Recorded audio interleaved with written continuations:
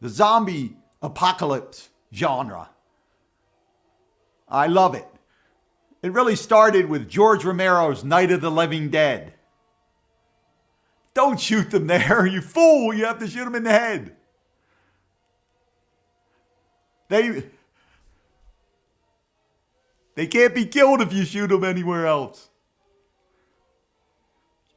You look at them as a bringer of horrifying death by 1,000 bites. They look at you as merely another tasty snack. Hello, everyone. I'm glad you stopped by. This is John. Since it's almost Halloween, I thought I'd do a brief little video on zombies. Ever since I was a kid, I liked sci-fi and monster movies. I can sort of break out monster movies in two types. There's a singular, almost impossible to beat monster that you have to look for the Achilles heel, so to speak, to find out how to defeat it. There's another type where there's the real threat is the sheer numbers of them. Just one of them you can deal with, but there's just so massive numbers of them. And of course, the zombie genre falls into that. One of the things I like about the zombie genre, I can put myself into the situation and just decide, well, what would I do? Are the characters doing something stupid? Are they doing something smart? Even before they start doing something, if, for instance, they arrive at a farmhouse, or in one of the movies, they arrive at a shopping mall. Like, what would I look for in a shopping mall or farmhouse? What's the first thing I would do? What room would I go to? What would I try to find a weapon? Then also, find a weapon and then flee the farmhouse, try to go to the police station, or what would I do? And then see what they do, Should it go to the basement, the attic? What's the best thing to do? Now, with a singular monster, typically when I was a kid, they were gigantic things. And it's like, what do? Run away. That's it. I still enjoyed them.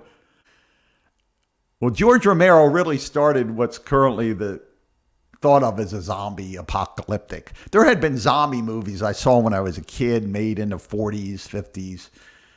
They weren't what we typically think of as zombies. They were called zombies. Some of them weren't even dead. They were like hypnotized in a trance, used as a labor force, maybe sent out as assassin to strangle somebody. Some of them were dead, but they were under a curse, guard a treasure, guard some jewels. They weren't very scary. They weren't very interesting. Most of those movies, I don't even think I watched half of them. I would just turn them off. As a kid, they were like boring, sort of lame monsters. But what George Romero did, he set up some rules and conditions. And the most scary thing, the most horrifying thing is, I'll put a clip and watch. Here's a scene from George Romero's Night of the Living Dead, showing the zombies eating people. It's graphic. At the time, it's very graphic compared to other films. It's horrifying to be eaten. There's a hand.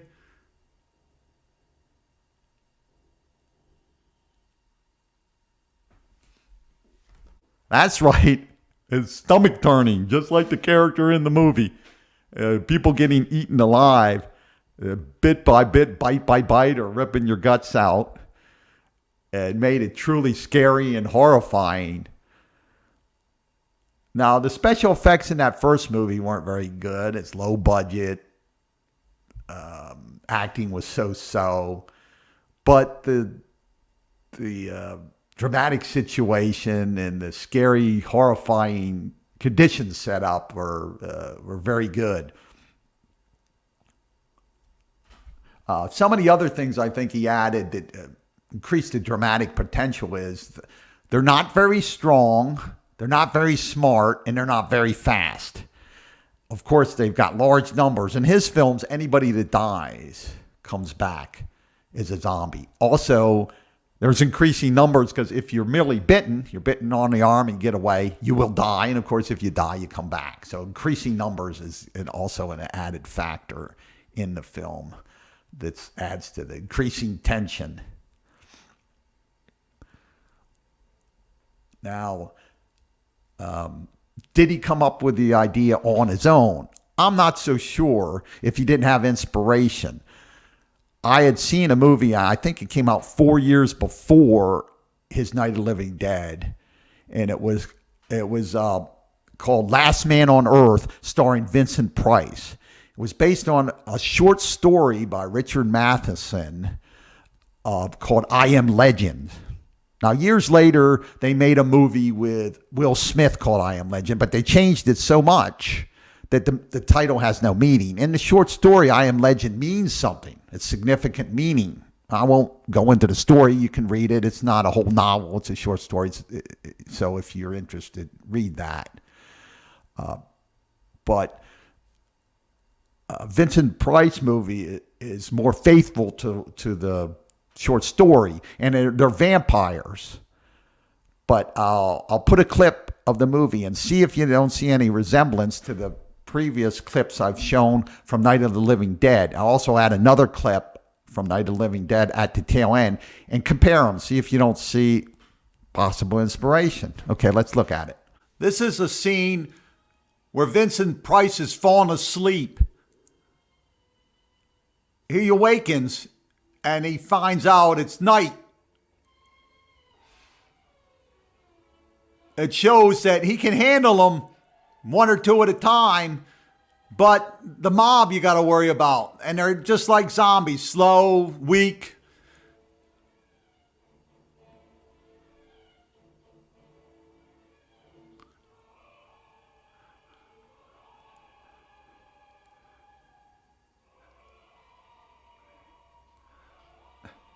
And again, he can handle them, but they're the mob. If there's too many, they can get you. So you can see the resemblance sort of the zombies. They're vampires, but you can see where there's other scenes where there's more of them that where maybe if George Romero saw this, he came up with the idea. Now in this, they can pick up things and sort of use them. They have a remnant of intelligence. Some of them can even talk. But to try to break in, he's holed up in this place that he's boarded up. So you can see where maybe it inspired George Romero. I don't know.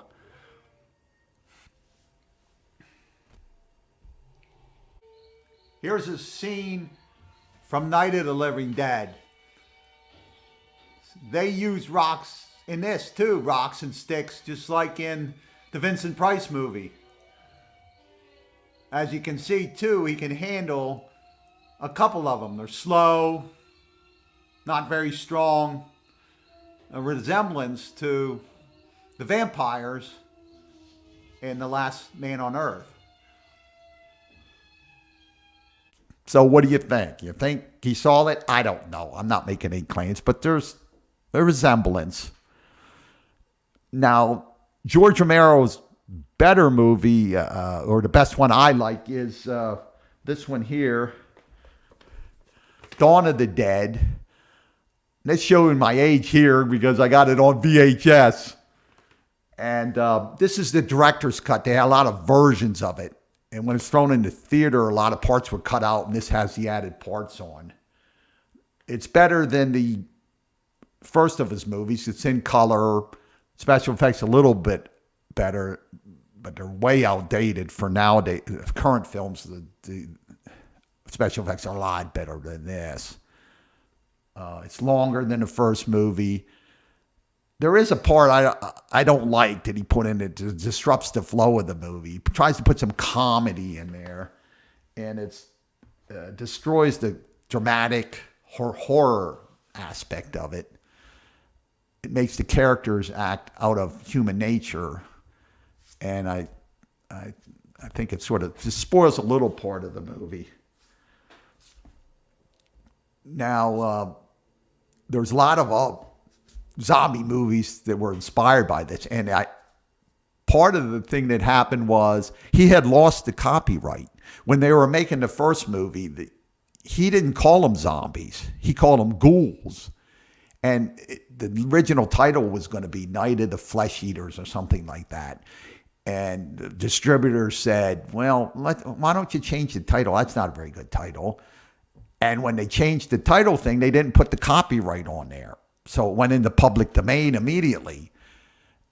And then people could copy, not just show the film itself, but they could copy the concepts. So anybody could make the idea of what he had set up as zombies, of eating people and slow and everything else. So a whole host of movies copied it. And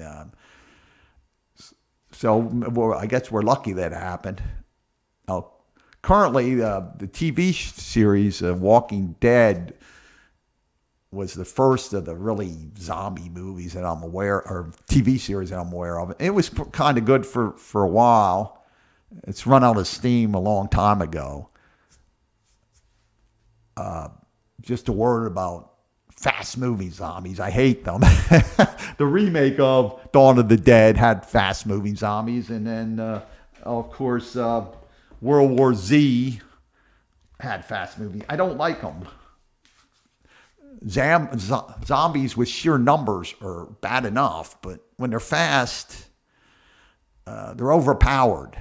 It cuts down dramatic situations you can have with slow-moving zombies. If there's a group of them, like in the clips I showed earlier, you can go melee, hand-to-hand, and still have a chance with a couple or several and try to break your way through and things of that nature. You can't do that with fast-moving zombies. Even one can just get to you easily. So what do they do to add drama? The people run and they fast cuts back and forth and shaky camera, which gets old.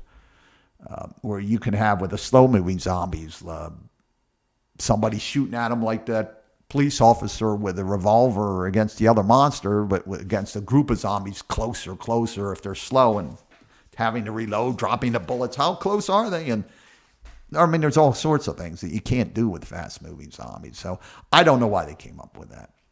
Oh, I almost forgot. There were a couple of points I wanted to make. You can have an effective comedy with zombies merging with horror and effective special effects. And that was a movie called Returning of the Living Dead. And I also liked one of the sequels, Return of the Living Dead 2. They had a few more sequels, I think, that weren't as good. Typically, sequels get worse as they go along. But they had really good special effects and effective comedy. The premise was that the Night of the Living Dead was an actual real event, and they had some stored zombies. The army had stored some in canisters with gas, and some teenagers fumbled upon them in a warehouse and accidentally released them in some gas. It was next to a cemetery, and they all started coming alive, the dead. And a couple of the people exposed to the gas got sick and gradually died. I thought it was pretty funny. And that's the picture that the zombies were going around saying, brains, brains. There was a South Park episode that parodied it. And if you've seen that and you're like, why are these people going around saying change, change? They were acting like the zombies in these films instead of saying brains. So it was pretty clever. You might not understood what they were if you've never seen this film, but it was pretty good. I just wanted to add that. Also, I wanted to say that fast zombie movies can be effective. I really like Train to Busan, and I'd forgotten about that, but it was really good. But they sort of got around the fast zombie thing by having it inside the train, so a limited area, but also they effectively had a variety of characters established quickly, different personality types.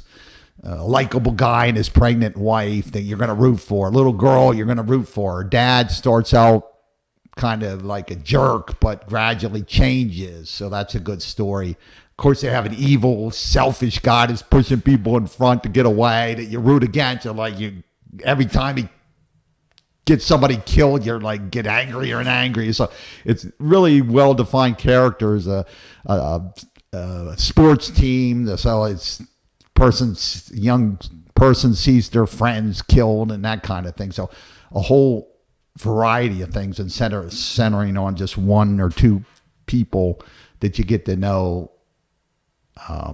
You get to quickly establish characters and right into the zombies, gradually whittling them down.